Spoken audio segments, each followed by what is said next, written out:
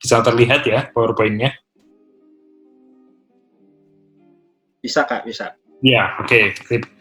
Ya, oke. Jadi ini ada burung hantu ya. Jadi burung hantu itu adalah salah satu burung yang menjadi simbol dari pengetahuan gitu. Nah, sehingga kita harus banyak belajar juga dari dia. Dan sampai malam-malam pun dia bekerja gitu ya. Di malam hari juga bekerja, itu lihat sendiri ya. Burung hantunya lagi ngetik tuh malam-malam gitu. Nah, maka benar tepat ya, ini Anda juga sekarang ini malam-malam keluar untuk belajar gitu. Nah, oke, seperti itulah kira-kira ya filosofinya. Oke, jadi di pertemuan ini kita akan, ending dari pertemuan ini adalah Anda masing-masing bisa membuat formulasi atau perumusan masalah. Nah, oke, sebelum ke perumusan masalah, saya ingin ajak Anda dulu sedikit kembali ke kuliah gitu ya, duduk di bangku kuliah sebentar gitu, kita belajar tentang filsafat. Oke. Jadi, kalau bicara soal filsafat ya semua saya yakin sudah paham lah. Filsafat itu berasal dari kata philia dan sophia gitu ya. Philia itu mencintai, lalu sophia itu kebaikan atau kebenaran. Nah, pada umumnya ketika seseorang ini mencintai sesuatu gitu ya, misalnya nih Aldi mencintai siapa kemarin ya, itu pacarnya gitu ya, misalnya pacarnya mencintai temannya misalnya. Sebut nggak nama ini? Mencintai Tuhan Yesus. Aduh. Oke, mencintai temannya. Nah, tentu saja ya secara logis gitu ya, Aldi akan berusaha untuk mendapatkan gitu ya, apa yang dicintainya itu. Nah, demikian juga ketika kita mencintai kebenaran, kita mencintai kebaikan, maka akan ada usaha untuk mencari kebenaran. Salah satu usaha untuk mencari kebenaran adalah melalui cara yang ilmiah. Nah, cara yang ilmiah ini cara yang seperti apa? Oke, Anda bisa lihat di PowerPoint ya. Cara ilmiah itu adalah cara yang mengkaitkan dua dunia. Di situ ada dunia teori dan dunia empiris. Dunia teori itu adalah yang bersifat abstrak, konsep, general gitu ya. Lalu dunia empiris itu adalah kenyataan. Jadi kalau kita bicara teori ya itu kita nggak bisa tangkap itu dengan panca indera kita nggak bisa lihat, kita nggak bisa dengar ya. Misalnya ini, di sini ada angka ya. Ini angka berapa ini, Aldi? 2. Nah, sekarang saya tanya, 2 itu apa sih? 2 itu angka. 2 itu angka. Bisa nggak kamu kasih saya 2? 2 apa dulu? Nah, kalau saya hanya bicara 2, maka orang nggak tahu itu sesuatu yang sifatnya abstrak, gitu ya, sifatnya konsep, gitu. Jadi ini pun sebenarnya hanya sebuah simbol dari 2, gitu ya. Jadi kalau ini itu 2 Pak, itu bukan juga. Ini adalah simbol dari 2. 2 itu sesuatu yang nggak ada di dunia nyata, gitu ya. Nah, kalau kita sudah bicara 2 apel, nah itu berarti kita sudah bicara di ranah empirik, gitu ya. Jadi 2 dunia ini, tolong ya, dunia teori dan dunia kenyataan atau dunia empirik. Itu harus Anda pahami terlebih dahulu. Penelitian atau karya ilmiah itu nanti akan memuat kegiatan di dunia teori dan kegiatan di dunia empirik atau dunia nyata. Oke, jadi ini yang pertama ya, kembali ke filsafat. Nah, terus untuk bisa menghasilkan tulisan ilmiah, Anda harus punya pikiran yang juga ilmiah, scientific thinking, gitu ya. Berpikir secara ilmiah. Nah, makanya sepertinya ini pembimbing kalau di STTBI ya, kalau Anda bimbingan skripsi, mereka semua bilang, kamu bikin skripsi itu pakai apa? Pakai otak, ya, bukan pakai hati. Ya, kalau bikin skripsi pakai hati, ya nggak akan selesai, gitu ya. Nah, maka bikin skripsi, bikin karya tulis itu pakainya otak, ya. Jadi kalau Anda pakai hati gitu, aduh ini gimana, skripsiku nggak selesai gitu, gimana? Nah, kalau itu dirasakan seperti itu, maka tidak akan pernah selesai. Skripsi atau tulisan ilmiah bisa selesai ketika Anda pakai otak. Jadi prosesnya pun adalah proses thinking, bukan proses feeling ya.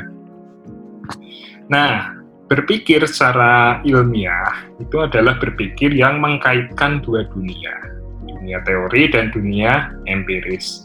Ada dua cara atau dua mekanisme untuk berpikir, yaitu yang pertama berpikir secara deduktif ya, dari teori ke kenyataan.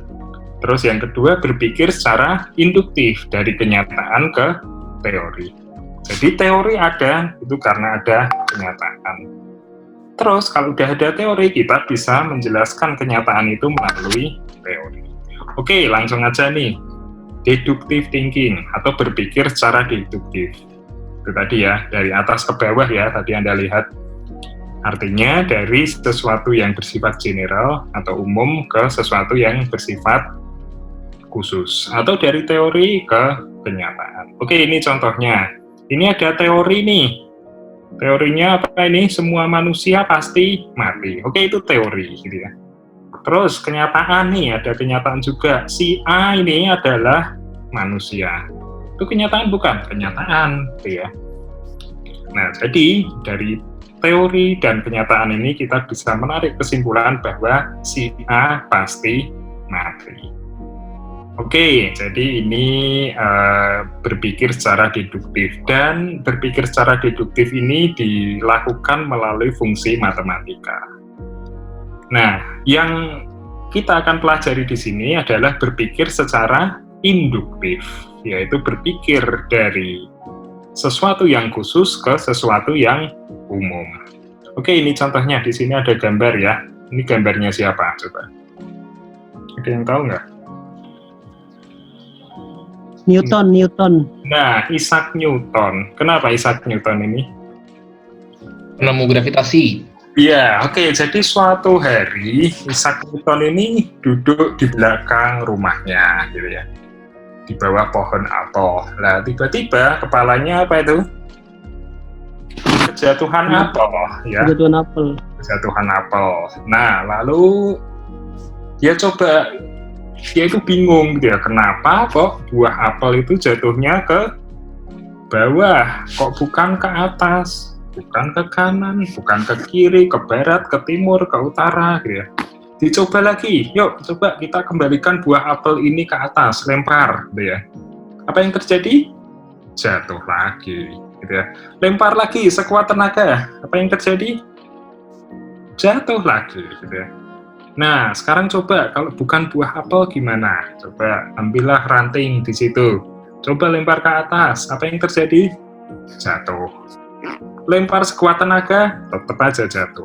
Nah, itulah yang kita sebut sebagai kenyataan-kenyataan di dunia empirik. Jadi tadi yang pertama ya, kita bisa lihat bahwa buah apel itu jatuhnya ke bawah.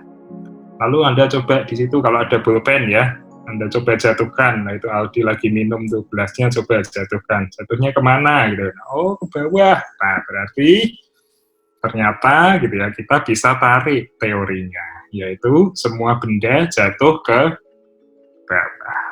Nah, kenyataan ini kita sebut sebagai data ya dalam penelitian. Lalu semua benda jatuh ke bawah ini kita sebut sebagai kesimpulan atau teori baru yang kita peroleh dari kenyataan. Oke, ini contoh yang lain ini. Kalau Anda pengen yang lebih ilmiah gitu ya. Berat badannya si Ani 50 kilo, berat badannya Irna 62, berat badannya Indah 53. Oh, kesimpulannya rata-rata berat badan mahasiswa adalah 55. Oke, jadi ini ada yang nyata, ada yang khusus, lalu di sini ada yang teorinya atau ada yang umum. Oke, jadi fungsi penelitian di situ ya, kita akan melihat kenyataan-kenyataan, kemudian kita buat teori dari kenyataan-kenyataan yang sudah kita lihat di lapangan. Nah, sekarang, tadi kan saya bilang, dunia itu ada dua, dunia teori dan dunia kenyataan, gitu ya. Nah, sekarang kalau seandainya dunia teori itu tidak sama dengan kenyataan, atau seharusnya itu tidak sama dengan nyatanya, itulah yang kita sebut sebagai masalah. Oke, ini misalnya kalau Anda mahasiswa PAK atau Anda adalah seorang guru gitu ya. Seharusnya atau teorinya gitu ya, semua siswa itu bisa mendapatkan nilai di atas KKM. KKM tahu nggak? Tahu apa itu KKM? Standar. Kriteria ketuntasan. Ya, kriteria ketuntasan minimum. Wih, Misalnya KKM-nya 70 gitu ya. Nah, Anda menentukan 70 itu kan nggak asal turun dari langit. Oh, saya terilhami dari Tuhan suruh 70, kan tidak begitu. Ini kan berdasarkan perhitungan-perhitungan gitu ya. Oh, tingkat kesulitan mapelnya gimana? Kualitas inputnya gimana? Ketersediaan sarana prasarananya gimana? Dan sebagainya, sehingga setelah dikalkulasi keluarlah angka 70 misalnya. Nah, karena ini sudah lewat proses yang panjang, maka harusnya siswa itu bisa dapat nilai di atas KKM. Ini harusnya, teorinya gitu ya. Tapi misalnya, waduh, saya sudah ngajar gitu ya, 1 semester, ternyata banyak siswa yang dapat nilai di bawah KKM. Lah, inilah yang kita sebut sebagai masalah. Jadi ada harusnya, lalu ada nyatanya. Nah, nanti setelah ini kalian semua ya, kalau mau mulai membuat penelitian atau karya ilmiah, semua harus cari masalah ya. Oke, siap ya, semua cari masalah ya nanti. Ya. Oke, ini contoh di pendidikan. Sekarang saya kasih contoh di teologi misalnya. Nah, ini misalnya. Nah, seharusnya gitu ya, menurut Alkitab tuh, salah satu fungsi dari gereja adalah menjalankan amanat agung yang ada di Matius 28 ayat 19-20. Ayo, ada yang hafal nggak ini? Bunyinya gimana? Karena itu pergilah, jadikan semua bangsa muridku, dan baptislah mereka dalam nama Bapa, Anak, dan Roh Kudus, dan ajaran mereka segala sesuatu tentang apa yang berlaku. Oke, haleluya. Itulah kuperintahkan kepadamu. Oke, Dan puji Tuhan, ketahuilah, Anggi hafal ya. dan ketahuilah aku senantiasa menyertai aku menyertai kamu senantiasa sampai kepada akhir zaman. Iya, oke. Nah, terima kasih Anggi ya. Anggi ya tadi yang ngomong. Iya, Kak. Iya, oke. Jadi itu teorinya, itu harusnya gitu ya. Nah, sekarang kita lihat kenyataannya gitu ya. Apakah, oh ini Pak, saya ketemu satu gereja gitu ya di kampung saya misalnya. Kampungnya mana? Ini rata-rata orang mana ini yang ada di sini? Anggi orang mana ini? Orang apanya nih? Aku kalau aslinya Medan, Siantar, tapi tinggalnya di Bekasi ya. Oke, saya ketemu gereja di Siantar gitu ya. Siantar tuh Sumatera Utara ya. Ya, Sumatera Utara, Kak. Saya ketemu salah satu gereja di Siantar, kok mereka kayaknya nggak pernah menjalankan amanat agung gitu ya. Mereka nggak pernah mengabarkan kabar keselamatan gitu ya. Mereka justru misalnya, ini mohon maaf ya, mereka memperbesar gerejanya dengan cara mengambil jemaat gereja lain misalnya. Nah, bukannya membawa jiwa baru gitu ya, tapi justru mencomot warga gereja lain. Ya, mungkin itu tidak ada yang salah gitu ya, tapi dalam konteks Matius 28 ini mungkin kita bisa katakan bahwa gereja ini tidak menjalankan amanat agung. Jadi di sini sudah terlihat ada masalah ya. Harusnya seperti ini, kenyataannya tidak seperti itu. Oke, jadi ini contoh ya. Jadi di pendidikan sudah ya, harusnya siswa itu bisa dapat nilai di atas KKM, kenyataannya tidak. Di teologi juga ada contoh, harusnya gereja menjalankan fungsinya dengan sebaik-baiknya, kenyataannya tidak. Oke, misalnya seperti itu. Nah, sekarang sebelum kita lanjut, tolong semua udah punya masalah belum ini? Oke, coba tolong semua bikin masalah dulu ya. Masalah gimana ya? Tolong semua tulis dulu ya sekarang, harusnya apa, nyatanya apa. Lah, nanti coba saya ingin dengar ya beberapa masalah yang sudah Anda temukan. Mari nanti kita analisis masalah itu. masuk dalam kriteria masalah yang baik atau tidak.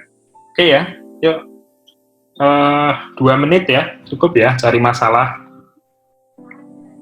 Oke, silakan 2 menit ya. Bisa kali, Pak Donald. Yang sudah skripsi bisa kali. Oh iya, ada yang sudah bawa masalah, silakan. Silakan Aldi lebih dahulu, Aldi. Dupin kali ya. Hmm? Dupin bisa share. Aldi, El Shaddai, Oh iya banyak. Yana Sinambela, Dupin. Ayo.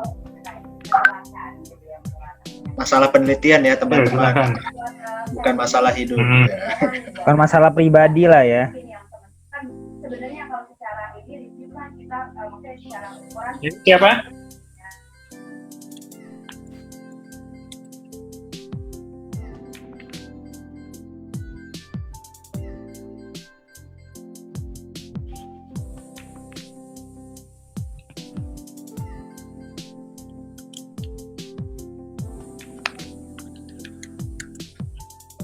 Ya silakan. Siapa yang mau share masalahnya?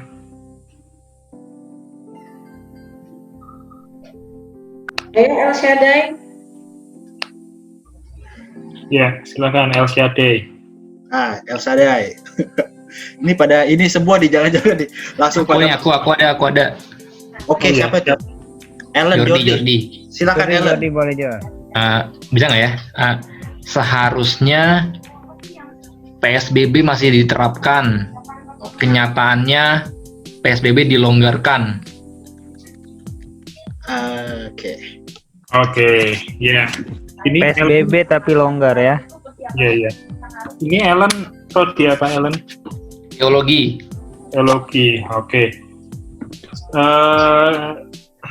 Kira-kira di mana kaitannya dengan teologi, Ellen? Mungkin bisa dijelaskan. Oh, kaitan sama teologi. Ibadah berarti ini normal ya. Oh ya, dalam beribadah.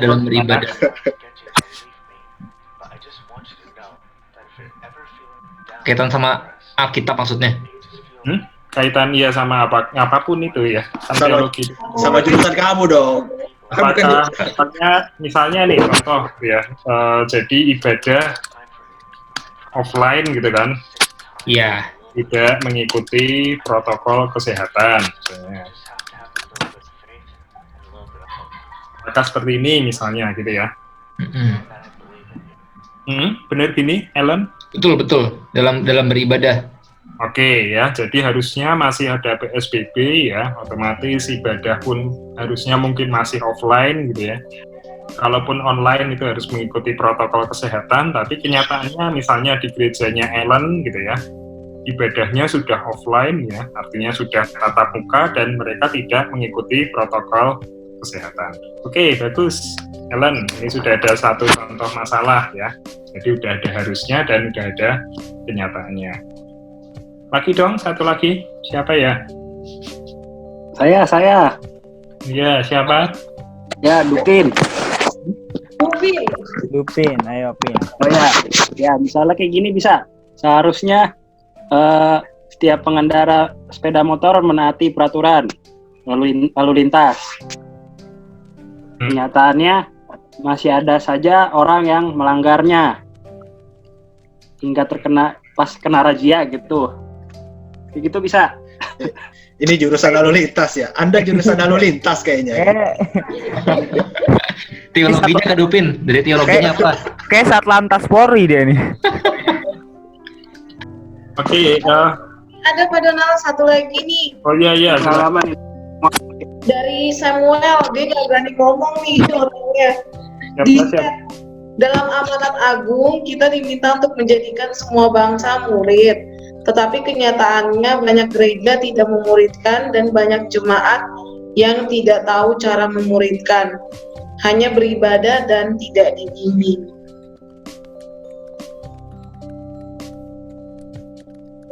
Guntingan baru Dupin ya. Kenyataan apa? Gereja tidak melakukan pemuritan ya. Ya. Betul. Agak mirip ya sama yang tadi. Ini kayak seru nih Kak. Boleh nggak nih? Apa? Bang Donald. Harusnya GBI membaptis Oh, selam. Ini siapa ya? Anggi Kak. Anggi ya. Harusnya GBI membaptis selam. Ini ada di dogma GBI enggak? Iya sih ada Kak.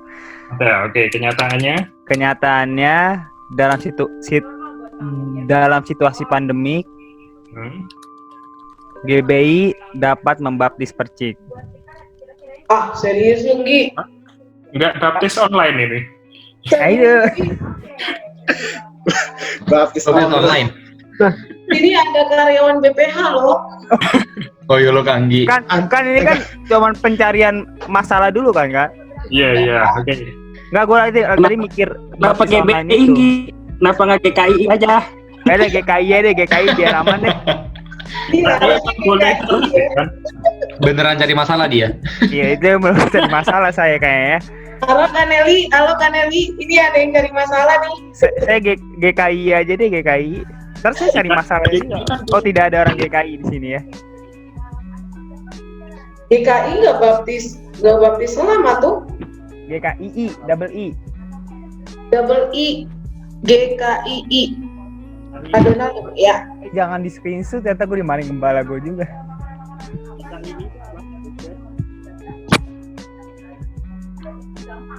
Gereja apa Anggi? GKI.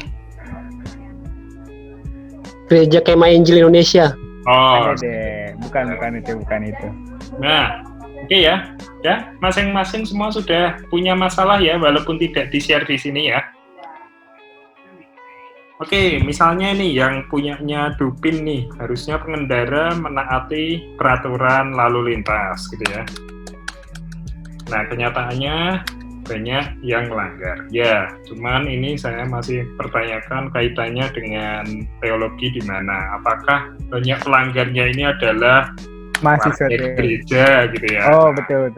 Betul tuh Pak. Ya. Keren. Bahkan pendeta lagi ya. Oh iya, apakah pendeta juga banyak yang melanggar gitu? Nah, oke, jadi tolong dispesifikkan ke bidang Anda ya, bidang teologi Anda. Ya, walaupun mungkin tidak spesifik ke teologinya, mungkin itu ada irisan dengan ilmu yang lain, silahkan. Misalnya Ellen ini kan irisannya sama ilmu apa ini ya? Ilmu kesehatan gitu ya. Lalu Dupin ke ilmu politik misalnya. Nah, silakan gitu ya. Oke, jadi dari beberapa ini sudah terlihat Anda bisa mencari masalah. Nah, tolong nanti yang lain bisa mencontoh apa yang sudah dicontohkan di sini ya. Oke, nah terus selanjutnya ya, setelah Anda bisa cari masalah, Anda harus tahu apa sih masalah yang baik itu. Oke, jadi ini ada paling tidak 3 lah ya. Sebenarnya banyak, tapi kita fokus ke 3 ini aja lah. Masalah yang baik itu adalah masalah yang pertama itu masalah yang important gitu ya, atau masalah yang penting. Penting artinya, ini akan berdampak besar gitu ya. Apakah berdampak pada hajat hidup orang banyak atau berdampak pada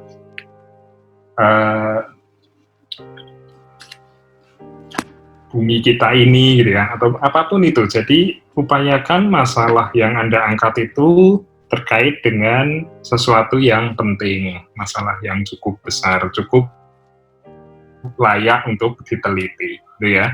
Oke, itu yang pertama. Terus yang kedua, masalah harus sesuatu yang urgent. Urgent itu artinya harus segera diselesaikan, karena kalau tidak segera diselesaikan akan memberikan dampak buruk misalnya. Nah, dampak buruk seperti apa? Anda jelaskan juga. Lalu yang berikutnya visible. Visible itu artinya masalah ini adalah masalah yang dapat dipecahkan atau dapat dijawab. Jadi misalnya kalau Anda bicara tentang strategi mengurangi penduduk neraka gitu ya, itu kan sesuatu yang nggak bisa dipecahkan gitu ya. Jadi upayakanlah sesuatu itu adalah sesuatu yang bisa diselesaikan, bisa dijawab. Oke, silahkan sekarang kembali lagi ke contoh-contoh ini tadi ya. Kira-kira kalau misalnya ini dari Ellen ini harusnya masih PSBB, tapi kenyataannya ibadah sudah sangat longgar gitu. Kira-kira pentingnya ini di mana Ellen? Coba Ellen bisa unmute dulu, coba jelaskan ke teman-teman kira-kira ini penting apa enggak? Kenapa Anda anggap masalah ini penting? Ya, karena menurut saya ini masalah yang penting karena ketika PSBB mulai dilonggarkan, tiba-tiba terjadi pelonjakan kasus positif baru di Indonesia. Seperti itu. Oke, jadi itu ya, itu kalau nanti ibadahnya juga terlalu longgar, maka bisa berdampak pada peningkatan jumlah positif. Oke, Iya. artinya ini penting dan urgent. Sekaligus Anda sudah menjelaskan urgensi dari masalah ini. Oke, terus yang berikutnya satu lagi visible, dapat dipecahkan atau diselesaikan. Kira-kira masalah ini bisa diselesaikan nggak, Ellen? Menurut saya bisa. Tentunya sih ini muncul masalah kenapa? Karena pertama protokol kesehatan di Indonesia belum cukup memadai. Jadi menurutku alangkah baiknya kalau misalkan PSBB masih dapat diterapkan sambil menunggu protokolnya dibenahi terlebih dahulu. Ketika protokol siap, baru mungkin dapat dilonggarkan di zona-zona hijau terlebih dahulu. Menurutku sih begitu. Oke ya, jadi paling tidak 3 kriteria tadi sudah terjawab gitu ya. Nah itulah yang perlu Anda tulis dalam tulisan yang akan Anda buat nanti ya. Jadi bukan hanya dijelaskan atau dibicarakan, tapi ditulis. Oh iya, Anda tahu ya sekarang ini Microsoft Word sudah bisa mengetik sesuatu dengan hanya Anda ngomong.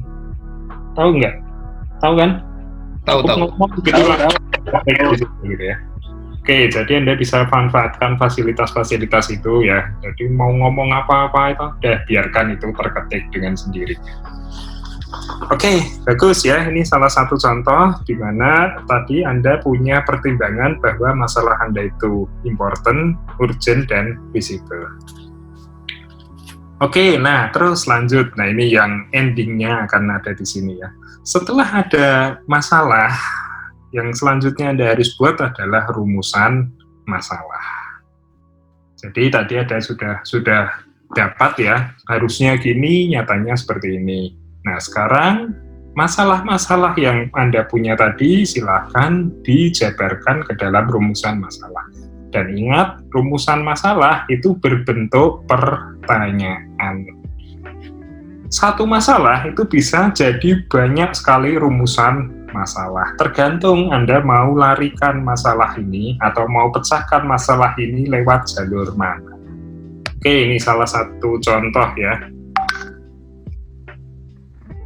Oke, tadi saya kasih contoh yang harusnya siswa dapat nilai di atas KKM, namun kenyataannya banyak siswa dapat nilai di bawah KKM. Oke, ini contoh rumusan masalah pertama yang bisa Anda buat dari adanya masalah ini adalah apakah motivasi berpengaruh terhadap hasil belajar siswa. Artinya Anda mencari tahu apa sih yang menyebabkan hasil belajar ini jelek. Faktor-faktor apa. Nah, cuman kalau di penelitian atau artikel ilmiah, jangan bicara soal faktor-faktor yang nggak jelas. Anda harus fokus pada 1, 2, atau 3 faktor. Dalam hal ini, contoh yang saya berikan adalah motivasi. Apakah faktor motivasi berpengaruh terhadap hasil belajar? Jadi jangan bikin rumusan masalah faktor-faktor apa saja gitu ya yang berpengaruh terhadap hasil belajar. Lah itu akan bias gitu ya. Penelitiannya atau artikelnya nanti nggak akan fokus. Jadi fokuskan pada 1, 2, atau 3 atau berapapun gitu ya. Tapi Anda harus fokus. Oke, nah kalau Anda mengajukan pertanyaan seperti ini, apakah motivasi berpengaruh terhadap hasil belajar? Artinya penelitian Anda nanti akan Anda arahkan ke jenis penelitian kuantitatif. Oke, jadi siap-siap dengan penelitian kuantitatif. Kalau Anda untuk memecahkan masalah ini, Anda mau mencari penyebabnya, nah berarti siap-siap dengan penelitian kuantitatif. Penelitian kuantitatif itu berangkat dari filsafat positivisme ya. Dalam filsafat positivisme ada hukum kausal. Hukum kausal itu artinya satu hal tertentu itu terjadi karena ada sebab. Jadi hukum sebab akibat itu ya penelitian kuantitatif. Makanya kalau Anda mau arahkan penelitian Anda atau artikel Anda itu jadi kuantitatif, siap-siaplah dengan apakah X berpengaruh terhadap Y. Oke, ini contohnya. Jadi harus ada X-nya jelas, lalu Y-nya juga harus jelas. Oke, itu yang pertama, itu contoh pertama ya. Terus contoh kedua, bagaimana peran keluarga dalam pendidikan anak di sekolah? Nah, kalau seperti ini, Anda akan fokus pada peran keluarganya. Jadi, nilai yang jelek ini gitu ya. Menurut kajian-kajian yang sudah saya lakukan, ternyata salah satu yang menyebabkan anak gagal itu adalah peran keluarganya. Nah, oleh karena itu Anda akan mendalami peran keluarga itu seperti apa sih dalam pendidikan anak. Nah, kalau Anda membuat penelitian yang sifatnya mendalam seperti ini, maka metodologi yang akan Anda gunakan adalah kualitatif. Ya. Jadi kualitatif, di dalam kualitatif nanti Anda akan membahas sesuatu secara lebih mendalam. Kalau kuantitatif itu jelas, apakah motivasi berpengaruh terhadap hasil belajar, itu jawabannya nanti jelas, hanya akan ada 2 jawaban, yaitu ada pengaruh dan tidak ada pengaruh. Tapi kalau kualitatif, jawabannya nggak jelas. Ini misalnya, bagaimana peran keluarga? Ya, bagaimana perannya, ya nanti akan sangat panjang jawabannya. Nah, sehingga jawaban-jawaban yang tidak jelas itu adalah bagian dari penelitian kualitatif. Oke ya, paham ya bedanya kuanti dan kuali. Lalu yang selanjutnya, contoh pertanyaan ketiga ya, apakah metode pembelajaran jigsaw dapat meningkatkan hasil belajar siswa? Nah, kalau pertanyaannya seperti ini, Anda melakukan penelitian tindakan kelas. Jadi Anda langsung menyelesaikan masalah melalui metode pembelajaran tertentu, melalui penggunaan metode pembelajaran tertentu. Dan kalau Anda membuat penelitian tindakan kelas, salah satu syaratnya Anda harus berhasil. Karena harus berhasil, maka pilihlah metode pembelajaran yang Anda yakin itu akan berhasil. Jadi jangan coba-coba ya kalau di PTK.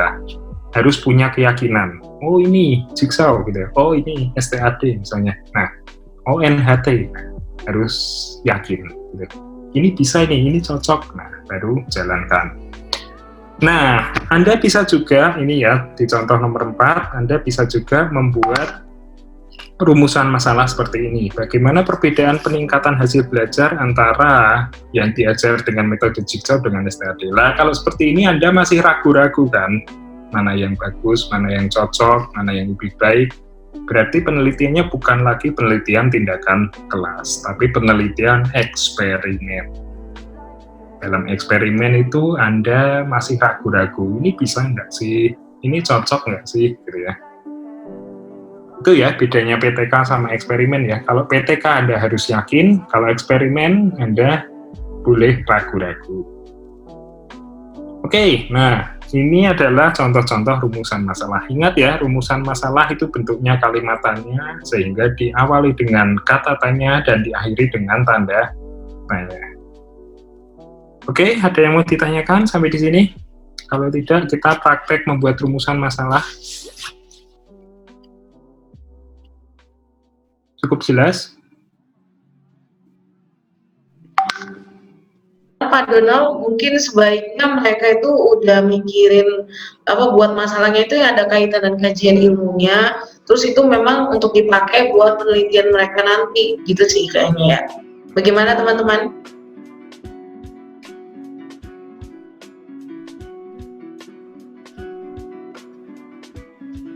Yang lain? Masih ada ini teman-teman. Halo teman-teman. Teman-teman, kalau ada yang mau nanya dipersilahkan ya. Misalkan ada yang bingung, ada yang mau tanya atau apapun berkaitan tentang materi kita pada malam hari ini, dipersilahkan. Ya mungkin Kak Dona mungkin kayak orang udah ngerti prinsipnya adalah masalah itu ketika teori tidak sesuai dengan kenyataan. Tapi kerap kali mendapatkannya itu gimana tuh Kak? Mendapatkan itu kok ini kayak ini masalah nih gitu Kak. Apakah dengan fenomena yang ada gitu? Karena kerap kali kan orang pengennya fenomena yang ada seperti itu. Atau ibaratnya kegelisahan pribadi bisakah itu jadi masalah, atau mungkin kegelisahan jemaat kita jadi masalah seperti apa tuh Kak? Oke, kalau cara paling gampang gitu ya, tadi kan saya bicara ini kan kesenjangan antara teori dengan kenyataan. Ya mungkin kalau teori itu dianggap sesuatu yang suci gitu ya, dalam tanda kutip, mungkin kita bisa sederhanakan itu menjadi sebuah harapan gitu ya. Oke, jadi harapannya seperti apa, kenyataannya seperti apa. Tadi misalnya harapannya anak-anak itu kan bisa dapat nilai bagus, tapi kenyataannya kok tidak. Nah, itu artinya sudah ada masalah. Nah, nanti ketika Anda sudah punya harapan-harapan itu, kita tinggal cari teorinya. Oke, kalau mau praktisnya seperti itu gitu ya. Oke, ada yang belum dapat masalah di sini? Mungkin Anggi udah ya tadi ya? Anggi udah punya masalah. Sudah. Pak Donald, ini ada dari Dupin, malu-malu dia. Siapa? Dupin. Dupin, kenapa Dupin? Dia bilang, saya mau tanya mungkin di pembahasan selanjutnya ada bagaimana membuat indikator dari sebuah teori secara umum di bab 2 dalam skripsi. Ya, ada itu, tapi bukan pertemuan ini. Ya. Ada, nanti ya, sabar ya.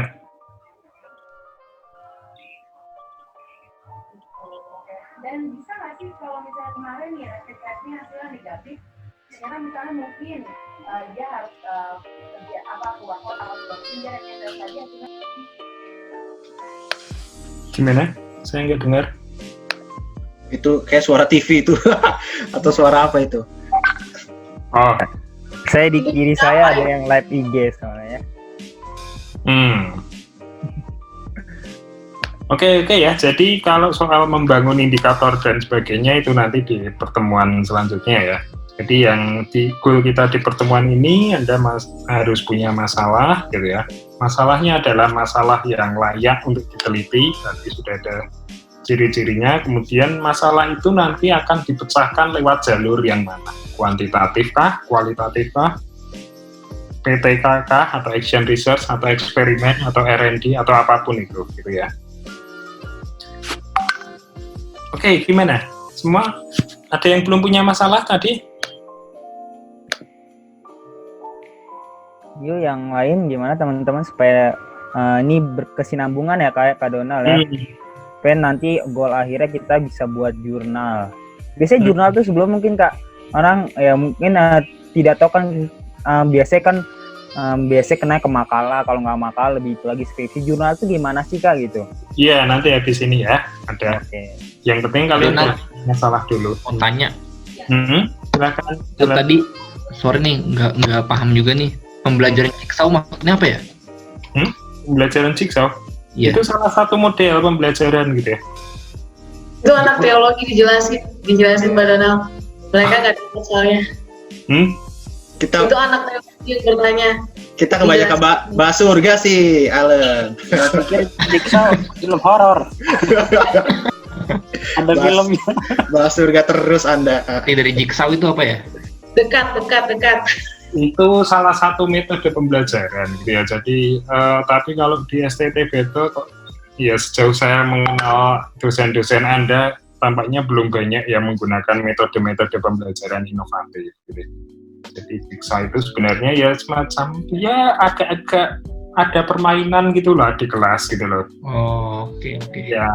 Ya nggak main banget juga gitu ya, tapi intinya adalah kalian belajar secara berkelompok gitu kan.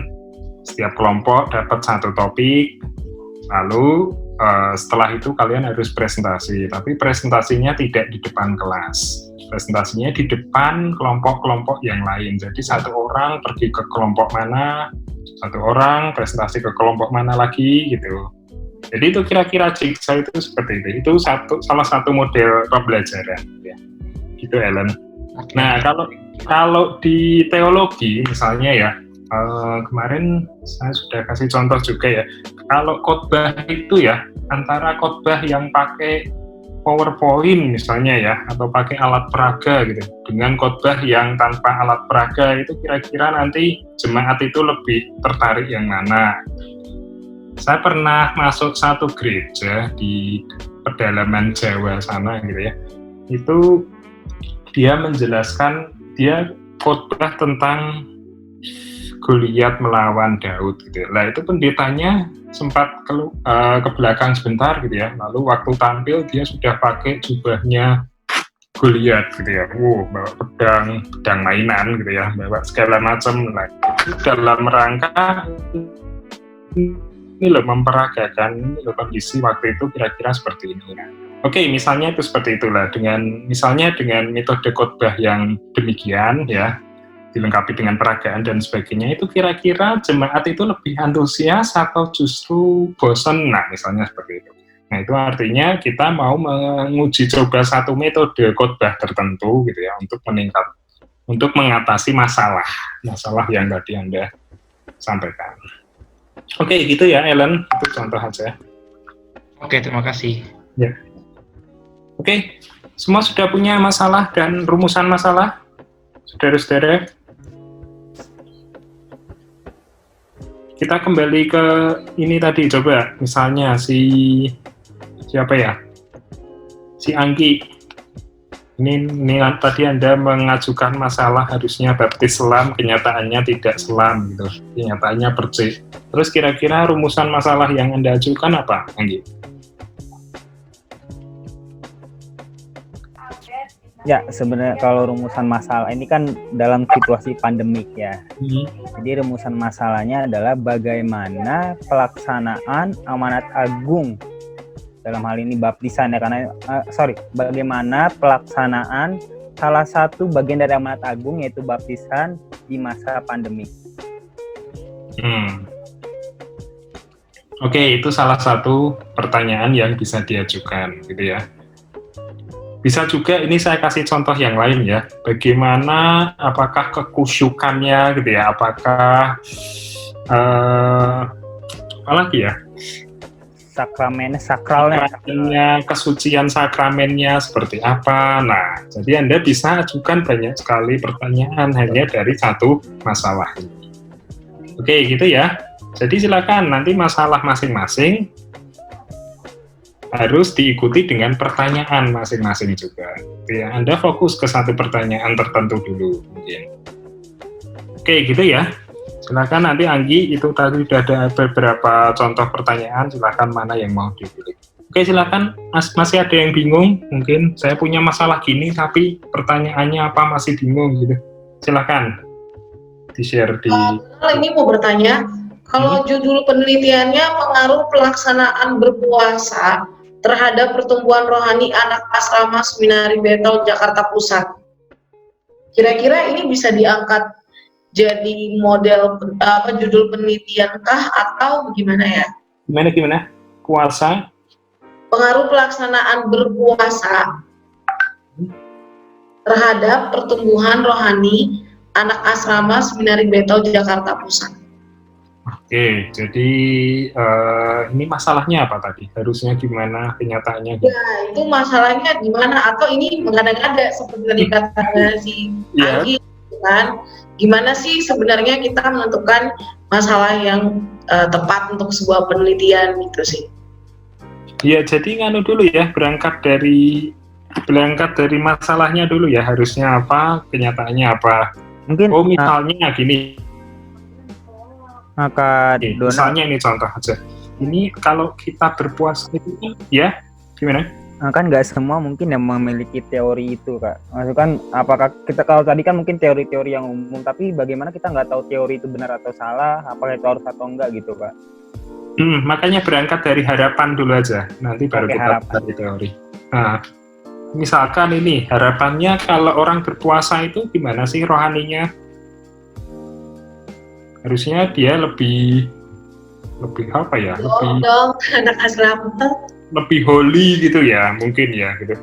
Nah, tapi kok kenyataannya ini yang berpuasa kok, waduh, sumbu pendek semua ini gitu ya, senggol dikit bacok, waduh lah ini. Nah, misalnya itu seperti itu kan, berarti kan ini kan ada satu harapan yang ada satu kenyataan yang tidak sesuai dengan harapan.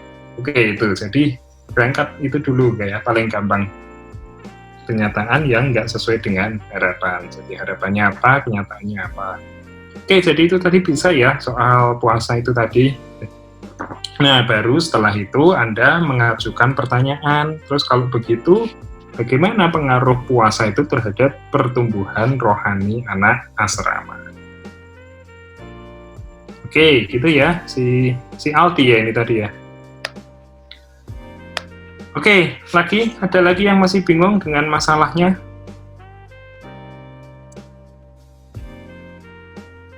Sudah? Kalau sudah kita lanjut loh. Ayo. Bentar Pak Donald. El Shaddai, mana El Shaddai? Ya, El Shaddai mana? Saya Bu. Nah, besar. Coba kamu kemukakan kebingungan kamu di sini, ayo. Apa ya? Gak apa-apa, ayo El. Ayo El. Jadi apa ya? Jadi yang kemarin kamu tanya ke ibu, ayo. Itu sama sih sebenarnya Bu, sama kayak pertanyaannya Dupin itu. Kan tapi katanya di yang selanjutnya, pembahasan selanjutnya gitu Bu. Tentang indikator ya, indikator. Iya, tentang indikator. Nanti ya itu kalau indikator. Iya. Tapi udah punya masalah El Shaddai. Coba judulnya El Shaddai dijelasin dulu, judul penelitian kamu. Judul skripsi Bu. Iya. Ya, Judul skripsinya ini, dampak ketidakharmonisan keluarga Kristen terhadap moralitas remaja. Nah, berarti masalahnya moralitas ya. Iya. Jadi harapannya anak-anak itu punya moral yang baik. Kenyataannya Anda mengamati beberapa anak itu moralnya tidak baik. Nah, terus Anda berpikir, oh kalau begitu apakah ini dampak dari ketidakharmonisan keluarga? Iya Pak. Oke ya. Iya Pak. Nah, itulah yang akan dicari tahu melalui penelitian. Iya Pak. Ya sudah mulai ditulis ya El Shaddai untuk. Iya Pak. Ya, oke. Lanjut ya teman-teman. Oke, nah ini terus sekarang gimana kita menulis latar belakang. Nah, apa? Gimana? Lanjut Pak, lanjut, itu TV. Oh, TV. Ya, oke. Itu siapa ya? TV-nya mau tanya ke forum.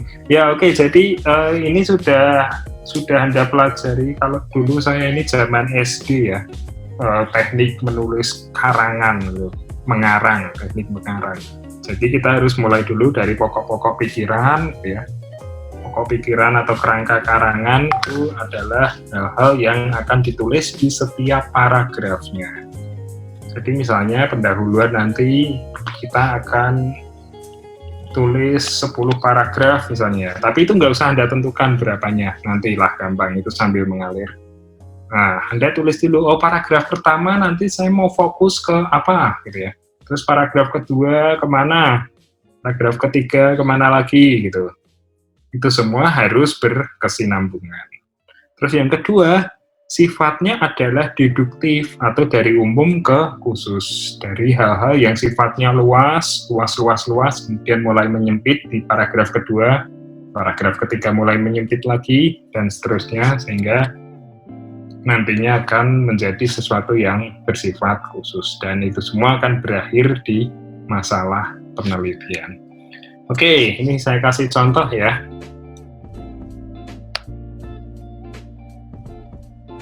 Saya buka Word dulu.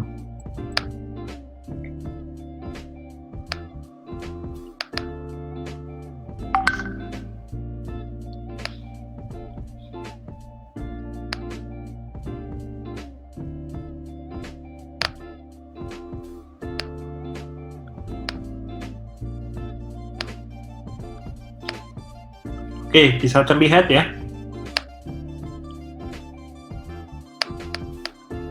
Bisa Bang, bisa. Nah, oke. Misalnya, ayo siapa tadi yang mau saya buatkan kerangka karangannya atau pendahuluannya? Ayo siapa? Coba yang El Shaddai, Pak. Yang El Shaddai ya? Ya, Oke. Tadi alam puasa. tentang El Shaddai. Ya, jadi Hmm? masalahnya gitu ya Pak. Ya.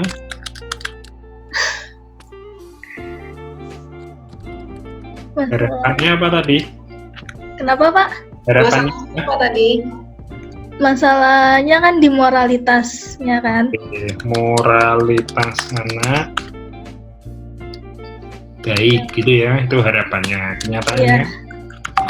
Tapi kenyataannya banyak moralitasnya ya nggak baik gitu, kayak banyak yang melawan orang tua atau kayak pergaulan buruk gitu. Oke, nah untuk bisa sampai pada harapan kita harus melalui proses dari atas gitu ya. Iya Pak. Oke, misalkan ini sebenarnya bebas ya, tergantung sense of sentence yang mau Anda bangun itu seperti apa. Misalnya nih, Anda prodi teologi ya ini ya? Saya PAK Pak. Oke, coba sebutkan satu ayat gitu yang membahas tentang moralitas, ada nggak? Ada mungkin sebentar. Ada mungkin di Alkitab ya, adalah. Ada Coba. sebentar Pak, saya cek. Ada. Wait. Ini yang lain juga buat seperti ini ya, di laptop masing-masing ya. Masalahnya tadi apa, terus nanti kita buat latar belakangnya.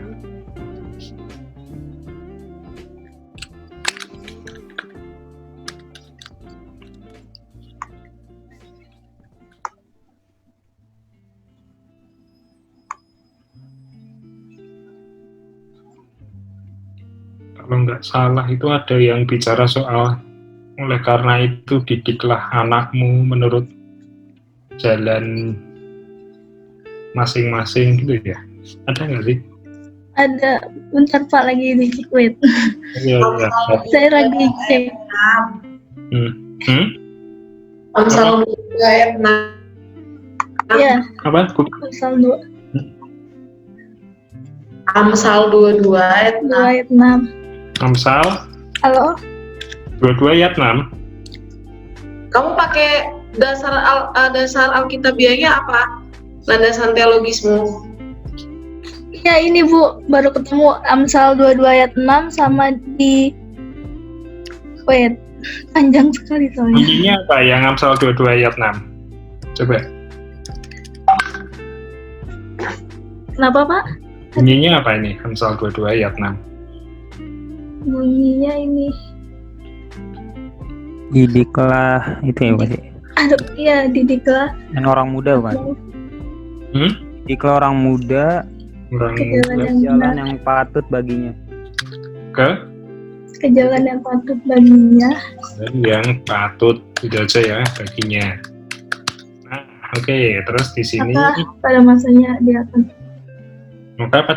dia akan apa? Pada masa tuanya. Maka pada masa tuanya pada masa tuanya dia akan tidak akan menyimpang dari jalan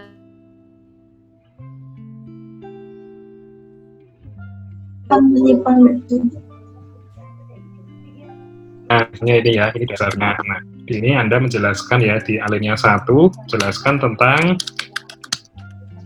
Alkitab gitu ya, yaitu Amsal 22 ayat 6. Jadi ngutip terus berikan penjelasan. Iya. Kalian suka melakukan proses itu nggak, eksegesi, hermeneutik itu ya? Nah itu coba nanti dijelaskan di 1 alinea. Nah setelah itu apa lagi? Setelah Anda menjelaskan tentang ayat ini, kira-kira apa lagi biar kita nanti bisa mengarah ke moralitas? Apa teman-teman? Coba kasih masukan dong.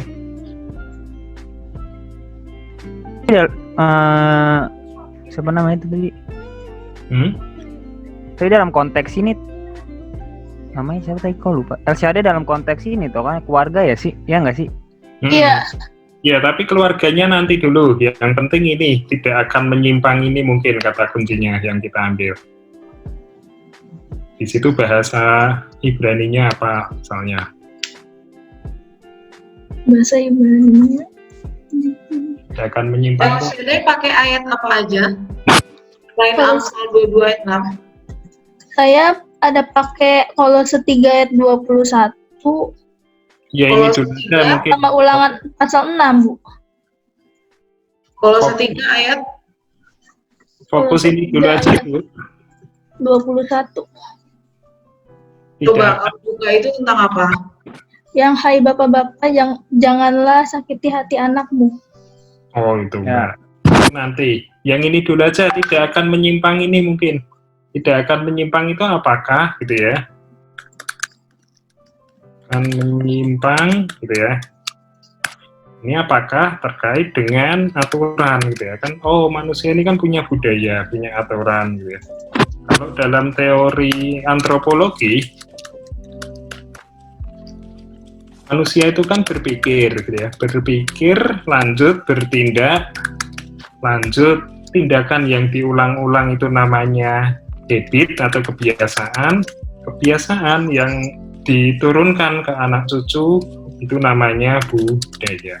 Jadi ini misalnya di dalam antropologi ada teori yang berbicara soal proses pembentukan budaya. Nah, budaya ini berisikan aturan-aturan. Nah, aturan-aturan itu nanti mungkin di alinea selanjutnya Anda bicara bahwa salah satu aturan itu adalah aturan tentang moral.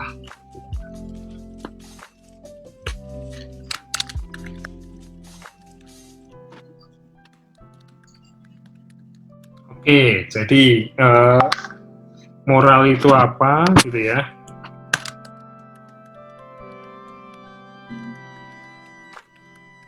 Ya, Anda sebutkan di sini konsep moral itu sendiri lah. Terus karena asumsinya Alkitab memerintahkan untuk orang muda ini dididik sehingga dia tidak menyimpang, maka harapannya ini 4 ya.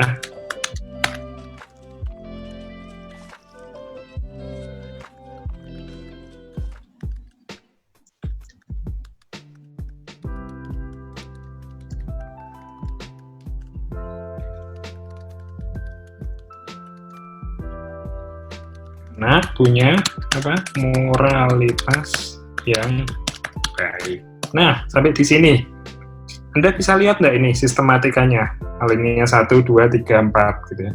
Mulai dari sesuatu yang sifatnya luas gitu ya. Terus kita coba persempit ke aturan-aturan. Terus persempit lagi, salah satu aturan adalah moral. Terus persempit lagi. Karena ya, moral itu sudah diamanatkan dalam Alkitab, maka harapannya anak akan punya moral yang baik. Oke, sudah cukup sampai di sini. Ini kita sudah berakhir di harapan. Nah, setelah itu lanjut alinea ke alinea 5 bicara tentang apa? Tentang kenyataan. Ceritakan ini. Coba LCD, Anda tahu dari mana moralitas anak itu buruk? Karena kan saya ngambil ya penelitian kuantitatif, Pak. Sebelumnya udah kayak melakukan pra survei gitu, jadi udah tahu gitu kehidupan anak-anaknya gimana kayak gitu, Pak. Oke, jadi Anda sudah melakukan pra survei. Kalau boleh tahu kemana pra surveinya? Di Universitas Nasional, Pak, di Pasar Minggu.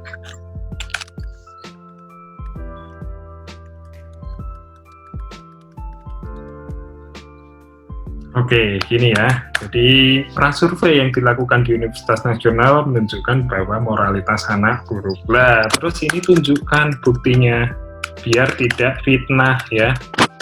Iya, Pak. Buktinya apa misalnya?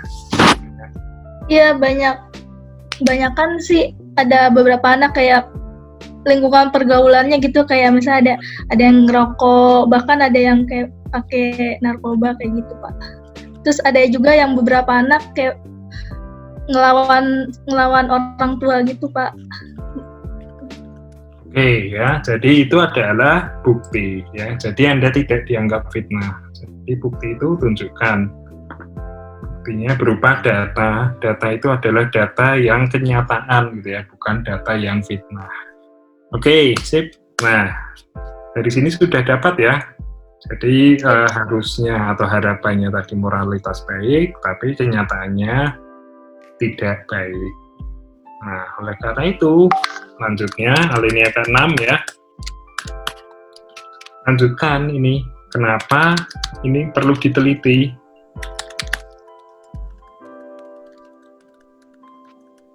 Kenapa? Tadi, ada 3 tadi ya. Penting, urgent, dan visible. Nah, coba nanti Alsyade jelaskan di sini ya.